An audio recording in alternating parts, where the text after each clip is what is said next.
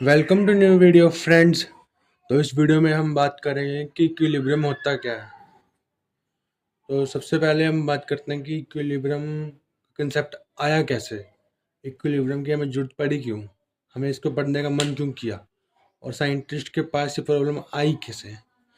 तो ज़्यादातर देखा जाता है कि कोई रिएक्शन फॉरवर्ड में चलती है, मतलब आगे चलती हैं। ऐसे हम लिखते हैं ना, reaction A plus B give C plus D. मान लेते हैं कोई ये ए है जो कि बी के साथ रिएक्ट कर रहा है, हमें सी दे प्रोडक्ट दे रहा है सी प्लस डी। तो रिएक्शंस तो कुछ फॉरवर्ड में चलती हैं, लेकिन पाया गया कि कुछ टाइम के बाद ये रिएक्शन फिक्स हो गई। मतलब जो इसका प्रोडक्ट था वो निकल के नहीं आ रहा। तो उसके बाद फिर पता चला कि जो इसके रिएक्टेंट्स थे, जो ये ए प्लस बी, इनका भी फिक्स्ड हो गया। पूरा रिएक्ट नहीं करें, ये भी कुछ पड़े हैं अमाउंट में, और सी प्लस डी भी बन गए। और एक रिएक्शन रुक गई वहीं पे जाके, तो ना आगे बढ़ रही है ना पीछे है, वहीं पे रुक गई। इनके जो भी कंसंट्रेशन है, लिक्विड में कहेंगे तो मोलर कंसंट्रेशन, सॉलिड में कहेंगे तो उनका मास, और गैसेस में कहेंगे तो गैसेस में भी इनकी कंसंट्रेशन ही कहेंगे।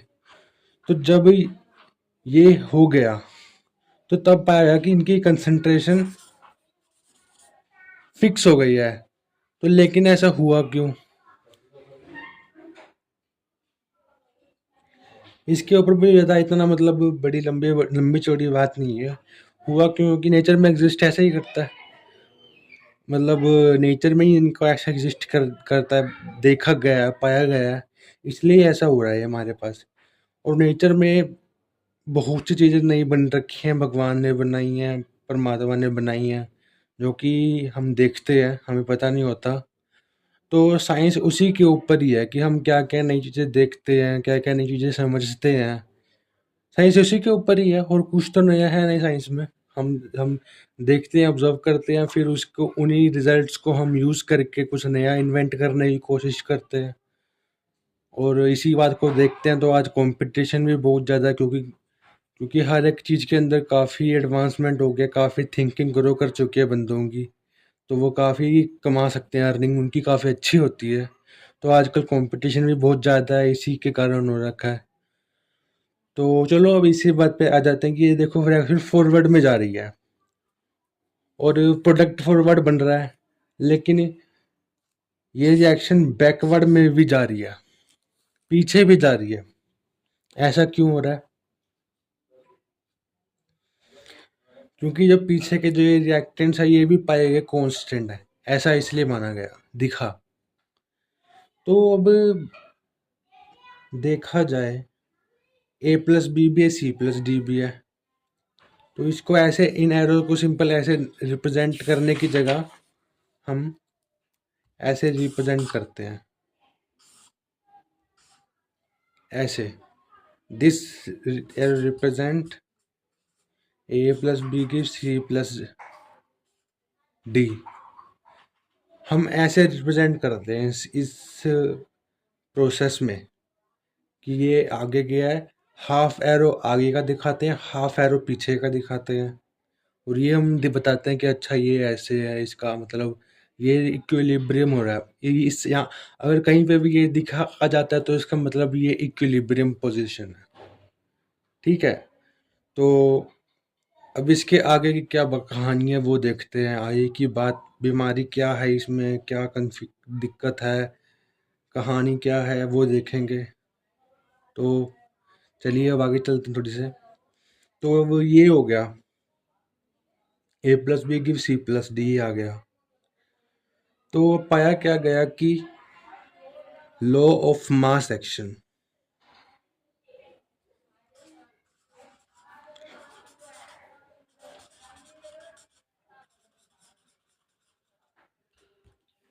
Law of mass action. दो साइंटिस्ट थे, केमिस्ट थे, उन्होंने एक ये लॉ निकाला था। उनका नाम लेने की जरूरत नहीं, क्योंकि फिर मतलब बुरा ना लग जाए उनको कि उनका नाम ले रहा हूँ मैं। तो मतलब दो साइंटिस्ट थे, उन्होंने हमें एक मतलब बताया कि जो भी रेट ऑफ फॉरवर्ड रिएक्शन होती है ना, रेट ऑफ फॉरवर्ड रिएक्शन जो होती है, रेट ऑफ फॉरवर्ड रिएक्शन जो होती है वो मोलर कंसंट्रेशन ऑफ रिएक्टेंट पे होती है, डिपेंड करती है, डायरेक्टली प्रोपोर्शनल होती है। और रेट ऑफ बैकवर्ड रिएक्शन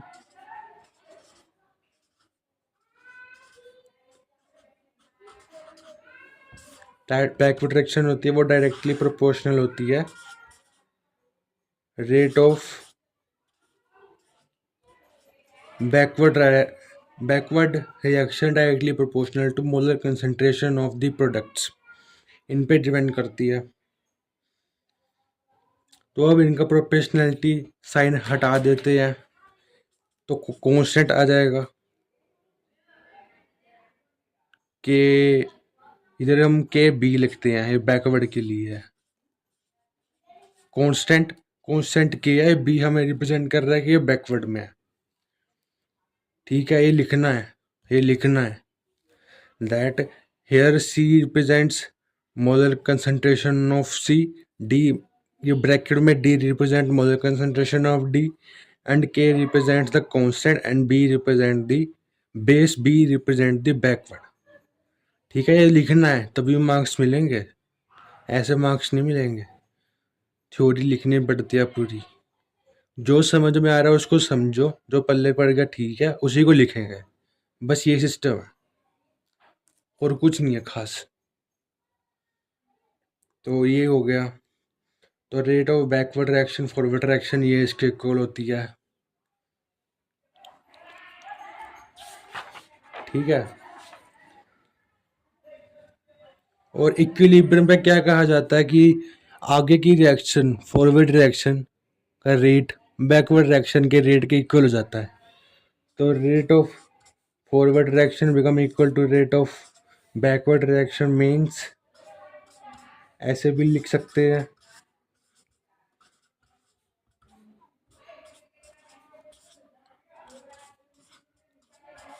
है ना, rate of forward reaction equal to rate of backward reaction. Rate क्या होता है, डायरेक्टली प्रोपोर्शनल होती है कंसंट्रेशन के फॉरवर्ड रिएक्शन की ए और बी के लिए होती है, फॉरवर्ड रिएक्शन की रिएक्टेंट पे डिपेंड करती है, बैकवर्ड रिएक्शन की प्रोडक्ट पे डिपेंड करती है। नॉर्मल सी ही बात है, इसको इतना बढ़ाना चढ़ाना क्या। ये देखो, अगर कोई रिएक्शन फॉरवर्ड में है उसका रेट लिखना है तो जो यहाँ पे बैठे हैं उनकी कंसंट्रेशन आएगी, उनकी कंसंट्रेशन का प्रोडक्ट आएगा। और अगर रिएक्शन बैकवर्ड में जा रही है तो जो यहाँ पे क्या कहते हैं उसको, तो जो यहाँ पे कंसंट्रेशंस हैं, यहाँ पे जो सब एलिमेंट्स है जो रिएक्ट कर रहे हैं उनकी कंसंट्रेशन का प्रोडक्ट के इक्वल आएगी रेट। ठीक है, बस यही कहानी, और कुछ कहानी नहीं है। अगर हमें बैकवर्ड डायरेक्शन का देखना तो हमको यहाँ पे देखना पड़ेगा, सिमिलर सी बात है ना। ये देखो सी पीछे जा रही है रिएक्शन, तो हमें इसका रेट देखना होगा, तो वो इसी के ऊपर डिपेंड करेगा कि इसका रेट क्या है।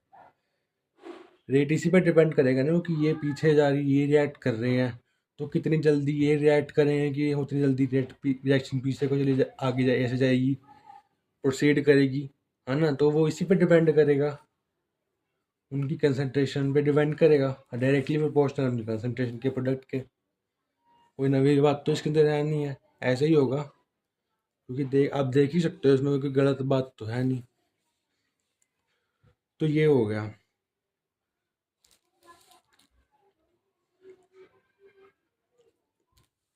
तो ये हो गया, और हम पढ़ क्या रहे थे, ये पढ़ रहे थे rate of forward reaction is equal to rate of backward reaction equilibrium में, K F concentration of A concentration of B is equal to K B concentration of C concentration of D. ठीक है, अब इसी को देखो, इसी को देखते हैं।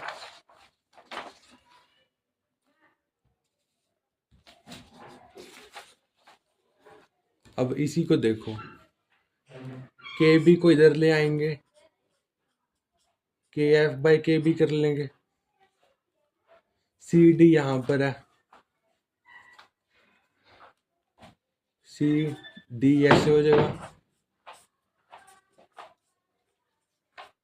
ए बी ऐसे हो जाएगा।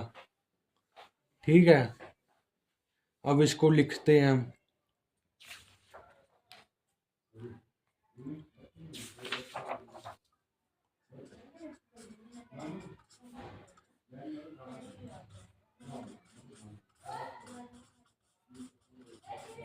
ये हो गया K F by K B is equal to concentration of C into concentration of D divided by concentration of A into concentration of B।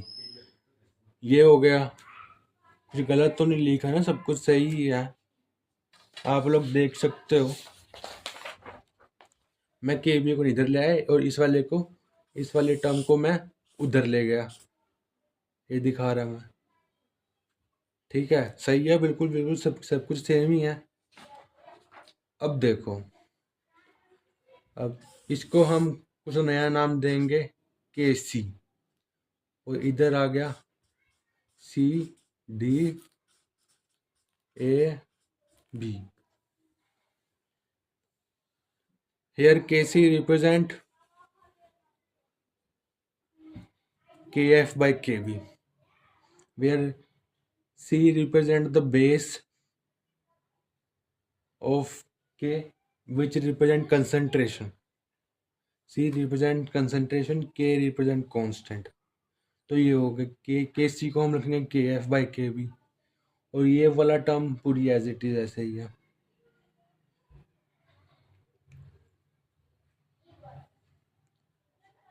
ठीक है, तो ये बन गया हमारा लॉ, बन गया लॉ ऑफ केमिकल इक्विलिब्रियम। अब इस टर्म को हम ऐसे लिखते हैं, लेकिन अगर ऐसे लिखाया जाए,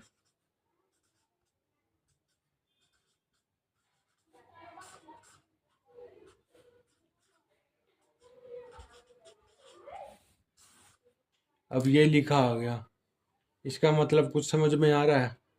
जैसे H2 plus O2 give H2O, 2H2, है ना? कुछ गलत तो नहीं लिखा, सब कुछ सही है। 2H2 plus O2 give 2H2O। इसका स्टिशियोमेट्रिक कोफिशिएंट 2 है। अब हम जनरल कैसे लिखेंगे? जनरल तो ऐसे लिखा जाएगा ना, ए का कोफिशिएंट ए। कुछ कंफ्यूजन ना हो तो इसी का ही हमने स्मॉल लेटर यूज कर लिया। कैपिटल लेटर कैपिटल ए होता है, स्मॉल ए लेता है, स्मॉल लेटर यूज कर लिया ताकि हमको कोई दिक्कत ना हो, सब कुछ आसान ही रहे। सब कुछ आसान रहेगा तो ये हमें सब कुछ समझ में आएगा ना, तो सब कुछ आसान ही रहे, इसलिए हमने ये यूज कर लिया। और अब हम क्या देखेंगे कि अब हम रेट ऑफ रिएक्शन कैसे लिखेंगे। इसके अंदर तो हम इजली लिख सकते थे, इसके अंदर तो कोई दिक्कत ही नहीं है, क्योंकि इसके अंदर कुछ पहले प्रोडक्ट का कुछ स्टिशियोमेट्रिक कोफिशिएंट है ही नहीं। इधर कोई कोफिशिएंट है ही नहीं है इनका, तो हम इसको इजली लिख सकते थे। लेकिन जब कोफिशिएंट आ गया तो अब हम क्या करें? अब भी कुछ ज़्यादा डरने वाली बात नहीं है। कोफिशिएंट आ गया है ना, उसको उसी की पावर में लिख देंगे, ये ऐसे।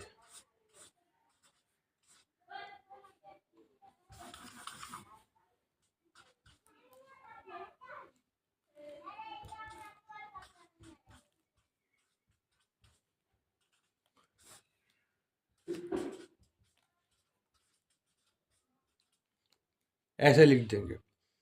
इसको कहते हैं लॉ ऑफ केमिकल इक्विलिब्रियम। इसको वर्ड्स में समझाना बहुत इजी है, जो कि मैं आपको समझाता हूँ। Law of chemical equilibrium states that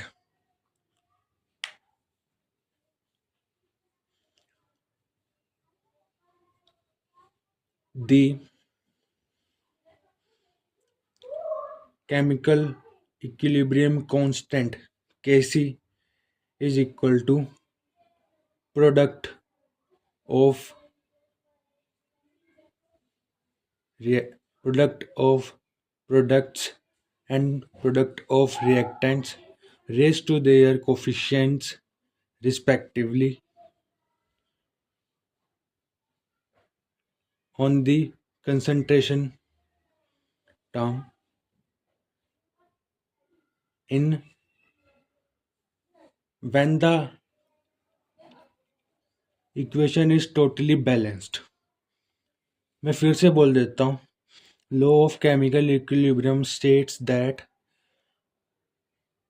the equilibrium constant is equal to product of products raised to their respective coefficient of the product divided by product of reactant raised to their coefficients respectively, and the coefficient must be used when the equation is balanced properly.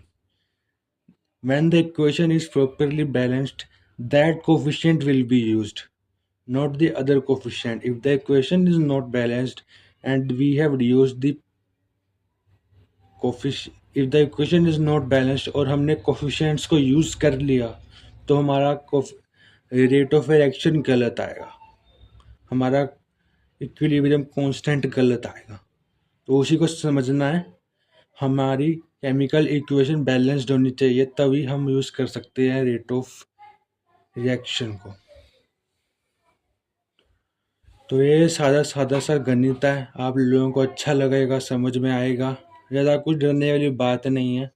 मेरे video देखो और अपनी book देखो, थोड़ा सा comparison करने की कोशिश करो, आपको समझ आएगा. तो इस वीडियो के अंदर मैंने यही बात करनी थी.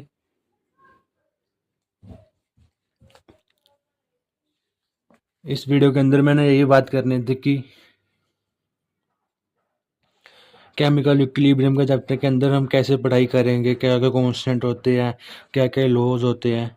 जो जो मैं पढ़ा रहा हूँ ना उसको समझ लो, जो आपके समझ में आ रहा है, जो आपके माइंड को हिट कर रहा है, सही लग रहा है, उसको समझो और जाके वो ही लिख देना. देखो मैं पढ़ा रहा हूँ, मैं सिर्फ स्कूल के लिए पढ़ा रहा हूँ, ना कि कॉम्पिटिटिव एग्जामिनेशंस के लिए. मैं सिर्फ स्कूल के लिए पढ़ा रहा हूँ.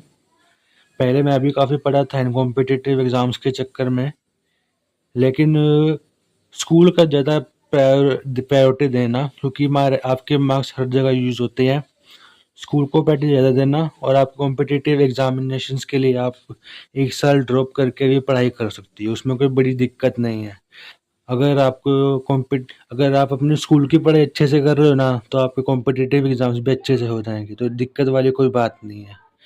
तो मैंने ये बताना था, ये मैंने बता दिया फ्रेंड्स आप लोगों को. इस वीडियो में इतना ही. अब आपको मिलेंगे नेक्स्ट वीडियो में. Till then bye bye friends.